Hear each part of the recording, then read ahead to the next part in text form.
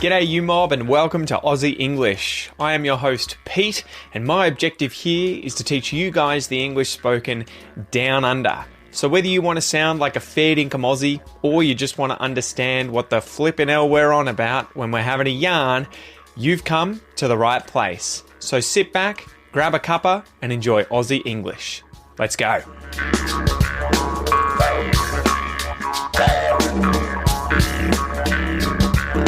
G'day you mob, how's it going?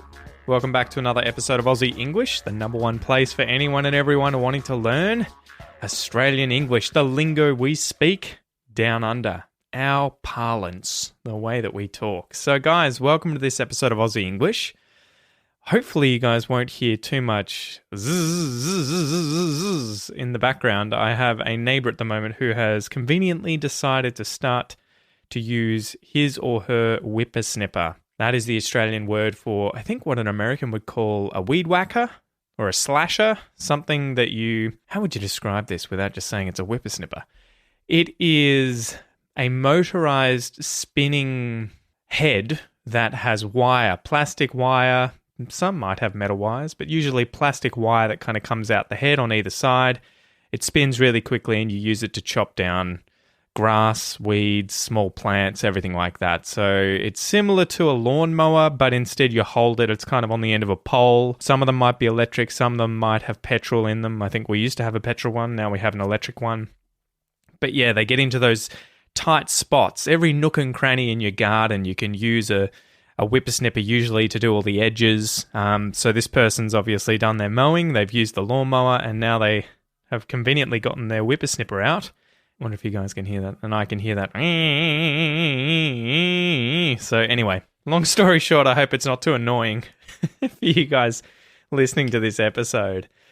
So guys, don't forget, before we get into it, if you want to get access to all the transcripts for every single one of these episodes, except the Pete's 2 Cents episodes, I've had a few people ask, Pete, where are the transcripts for the Pete's 2 Cents episodes?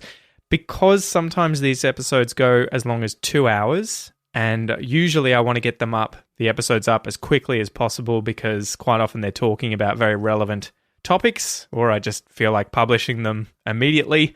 They aren't transcribed. So treat them as a listening comprehension episode only. Member, not a member, either way, there are no transcripts for those episodes. And there's only a handful. I think I've done like 3 or 4 Pete's 2 Cents episodes so far. So, don't worry too much if there's no transcript. Use it as a listening exercise. You've got over 1,000 other episodes with transcripts. But yeah, as I was saying, if you want to get the transcripts for all these episodes, sign up to the premium podcast membership. You can get this at aussieenglish.com.au/podcast. You'll get bonus episodes. You'll get the video episodes for some of the lessons that came with videos. And you'll get the premium podcast player so that you can listen and read at the same time. It's really convenient if you're trying to study these episodes, pull out new words, new phrases, new collocations, expressions, slang words, everything like that. Print them out, take notes, highlight things. Again, go to aussieenglish.com.au/podcast. And don't forget, this is how I earn a crust. So if you want to support the podcast too, signing up to this membership or any of the other courses or anything like that is doing exactly that. So guys, let's get into today's question, and it isn't from a specific person because I seem to be asked this question all the time. Okay, so you guys have been asking me this question usually on Mondays. So like today, I got up this morning, went out, got my coffee, was sitting in my car, enjoying my coffee, pulled out the phone, got on Instagram and created a story saying, ask me anything. And this is where you guys can submit your questions about anything you would like to ask me about, life in Australia, English, grammar, pronunciation, how to collect Pokemon cards. It can be whatever you want. You can ask me these questions, and every now and then I turn them into a question that I answer on the expression episode, and this one I always get. Okay, so here's the question. How do you pronounce the difference between weather, spelt W-E-A-T-H-E-R, weather, and weather, spelt W-H-E-T-H-E-R? So weather and weather. I wonder whether or not you guys can hear a difference in pronunciation between the words weather and weather. If you think there is no difference in pronunciation, you are 100% correct. These are both pronounced exactly the same way. So we have weather, W-E-A-T-H-E-R, the state of the atmosphere at a particular place and time as regards heat, cloudiness, dryness, sunshine, wind, rain. If I look out the window at the moment, it's a beautiful day. It is a beautiful day. There are some clouds in the sky, but other than that, it's blue, it's sunny, it's about 20 degrees. The weather is just gorgeous. That's weather. But we can also use weather as a verb, meaning to wear away or change the appearance or texture of something by long exposure to the atmosphere. So a good example would be, I was watching a doco the other day on Egypt. And in fact, it wasn't a doco. It was the TV show Moon Knight. I've been watching that anyway, and it's associated with Egypt, mythology and the gods, and he goes to Egypt, and you see the Sphinx. Now, at the base of the Sphinx, it is very weathered. The rock there at the base of the Sphinx, probably all over the Sphinx to be honest, has weathered. It is worn away. It has its appearance or texture changed by long exposure to the atmosphere. So we can use it there to mean weather. And lastly, we can use weather as another verb, meaning of a ship to come safely through a storm. So often you'll hear the expression to weather a storm, to weather a storm. So the sturdy boat weathered the storm well. That's a good expression or collocation you'll hear quite often. Like, yeah, sort of like difficult times. You could use it figuratively too. I hope he weathered everything really well. I hope he sort of endured. I hope he made it through safely. Now, the word weather, spelt W-H-E-T-H-E-R, is used to express a doubt or choice between alternatives. So he seemed undecided whether to go or to stay, right? So there were two options there, to go or to stay, and we use the word whether in front to show doubt or choice between these two alternatives. I don't know whether to finish this episode now or continue and go to the end. And you can use it twice. So you could say, he seemed undecided whether to go outside or whether to stay inside. Or you could just say whether to go outside or stay inside. So hopefully that helps you guys understand how to use these two different words. And ultimately, their pronunciation is exactly the same. Weather and weather. All right, slap the bird, guys. Let's get into today's joke.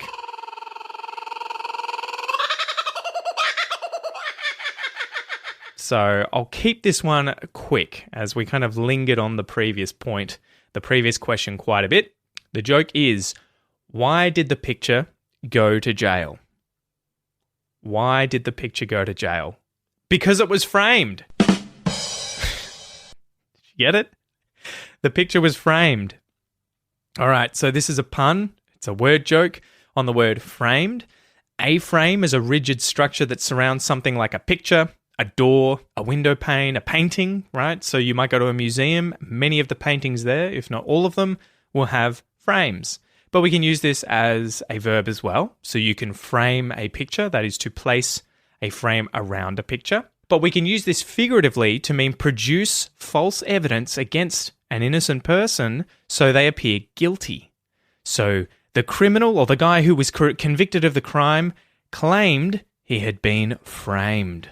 So that's the joke there, right? The picture, why did the picture go to jail? He went to jail because he was framed, all right? A framed picture, and because someone or something produced false evidence against this innocent picture, and it subsequently led to the picture going to jail. Why did the picture go to jail? Because it was framed. All right, let's get into today's expression. So today's expression is to take no prisoners. To take no prisoners. As always, let's first go through these different words. To take something. This is to seize, to capture, to apprehend something. So the army has taken the capital. Russia is trying to take Ukraine at the moment. No. No means none. Zero. Not one. There are no customers in the store. At the moment, if I look outside, there is no rain to be seen anywhere. And lastly, a prisoner. A prisoner is a person captured and kept confined by an enemy or criminal. The army has a lot of prisoners. Prisoners are kept in prison. A prisoner. So the definition, to take no prisoners. I wonder if you know the definition of this expression. It is to be ruthlessly aggressive or uncompromising in the pursuit of one's objectives.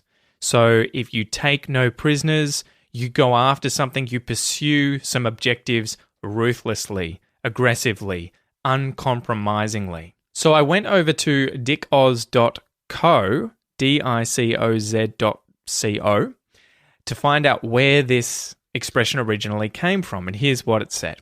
It is suggested that this expression was first used in the 19th century in a much more literal sense as a military command, meaning that the objective was to kill everyone. At this time, when a battle was over, the winning side would either kill all their enemies or would take them home as slaves, and this is where the command, take no prisoners, derives from. It has not been established when the expression began to be used in a metaphorical sense, but it is suggested that this was towards the beginning of the 20th century, so the 1900s. So let's go through 3 examples of how I would use the expression to take no prisoners. Example number 1. Imagine you're a kid who's in year 12 and you've been studying incredibly hard all year in order to do well, get a great score in year 12, and hopefully get into a university that you want to study at afterwards. So you've been preparing for exams for the last few months, and today's the day when the exams begin. When you leave home to go and start your first exam, your parents or your friends might say to you, take no prisoners. So they're hoping that you do incredibly well, that you nail the exam, you do your best, you take no prisoners. You are ruthless in pursuing a very good score on this exam. Example number 2, I train Brazilian Jiu-Jitsu, right? BJJ, Brazilian Jiu-Jitsu at the moment, as you guys know. I've been off the mats for a few years, but now I've gone back recently. One of my friends was a blue belt with me 4 or 5 years ago when I was training, but she's now a skilled brown belt. We rolled the other day. When you roll in Brazilian Jiu-Jitsu, this means to fight. And she took no prisoners. She was ruthless. She dominated me. She was very aggressive. She owned me and she ended up submitting me. She took no prisoners. So it's kind of like she didn't hold back at all. She wanted to win. She worked really hard. She took no prisoners. Example number 3. Imagine you are in an army and your army is at war with another country. Both sides are fighting incredibly hard. They're fighting incredibly ruthlessly, trying to win the war. They're fighting until the bitter end. One army keeps capturing prisoners and holding them as POWs. I think that's prisoners of war, right? POW. Whereas the other side literally is taking no prisoners. So this could mean that they are executing every single enemy soldier that isn't killed during the battle, but it could mean figuratively that they're fighting incredibly ruthlessly, uncompromisingly in order to win as well. So hopefully now, guys, you understand the expression to take no prisoners. This is to be incredibly ruthless, aggressive, uncompromising, to hold nothing back when you're pursuing your objectives. So as usual, let's go through a little pronunciation exercise. So this is your chance to work on your pronunciation, listen and repeat these words and sentences out loud after me, and focus on things like the pronunciation of the vowels and consonants, how the words link together, where the emphasis and stress is on different words, everything like that. So you ready to go? Let's do it.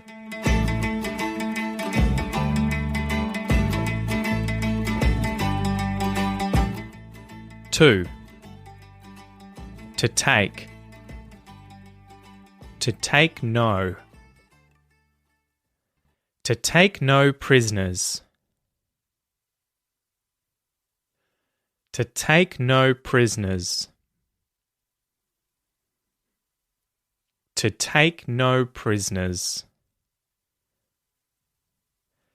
To take no prisoners. To take no prisoners. Quick note there, guys. How do you hear me pronouncing the word prisoners? Are there 3 syllables or 2? I would say, I can say each syllable clearly, prisoner, but when I speak normally, I actually reduce this to just prisoner. Prisoner. A prisoner, a prisoner. Prisoner. Prisoner. So the O there just sort of disappears, and that syllable disappears. Prisoner. Let's keep going. I'm going to take no prisoners.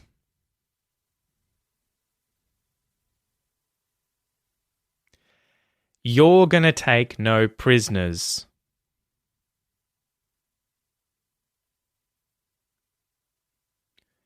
He's going to take no prisoners.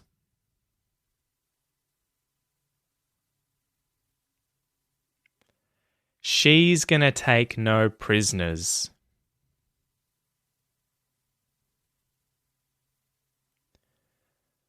We're going to take no prisoners.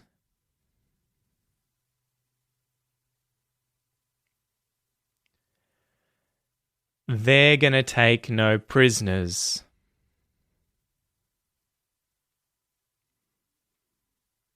It's going to take no prisoners. Good work, guys. Good work. Now we have going to becoming contracted as just gonna. I'm gonna. You're gonna. He's gonna. She's gonna. We're gonna. They're gonna. It's gonna. And then we have the emphasis on the different words. So I'm going to take no prisoners. Where do you feel the emphasis is there? Maybe I'll say that a little more slowly. I'm going to take no prisoners. The rhythm is kind of dun, dun, dun, dun, dun, dun, dun. So I'm, the pronoun and the auxiliary verb contracted together gets a bit of an emphasis there. I'm gonna is unemphasized. Take is emphasized. No is emphasized. And prisoners, which syllable in the word prisoners is emphasized? It's the first one. Prisoners. Prisoners. I'm going to take no prisoners. You're going to take no prisoners. So there you go. All right, guys. As always, I'm going to show you a little clip here at the end. So today's clip comes from Australia's most famous and iconic films, The Castle. And the excerpt for The Castle film is: a Melbourne family loves its home, which is located near the Melbourne airport. When government and airport authorities force them to vacate the house, they decide to fight for their beloved home. So this is an absolutely amazing film, guys. I definitely recommend that you get your hands on this film and watch it if you want to learn more about Australian culture. There are so many expressions that came out of this film that we now use. Things like, that's going straight to the pool room, or tell him he's dreaming, or it's the vibe. There are so many of these expressions that come out of this film. Anyway, today the rules of the game are, I'm going to play a clip for you 2 times. Your goal is to listen and write down what you hear being said. It's a great way to work on your listening comprehension skills. Remember, you'll be able to check your answer if you download the free worksheet for today's episode, or if you're a member of the Premium Podcast or in the Academy, and you can get the transcript for this episode. The transcription will obviously be in that transcript as well of what's being said. All right, so you ready to go? Here's the first playthrough. This is what I'm getting at. That's my point. It's the vibe of it. How'd you go? Did you get it all? Maybe you heard one of those expressions that I was talking about. It's the vibe. Time for the second playthrough. This is what I'm getting at. That's my point. It's the vibe of it. All right, that's it for me today, guys. Thank you so much for joining me. Don't forget, if you want to get the transcripts for all these episodes, go to aussieenglish.com.au/podcast. You can also check out all of my courses. Just go to aussieenglish.com.au/courses.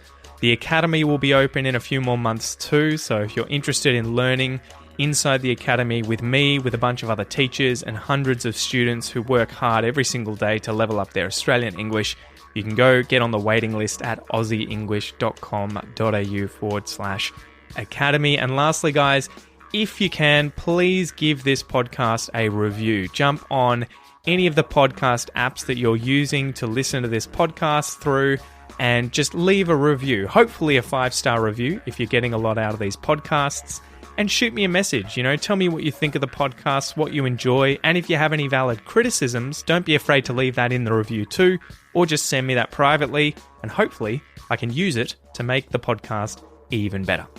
With that, guys, thank you so much, and I'll see you next week. Tooroo!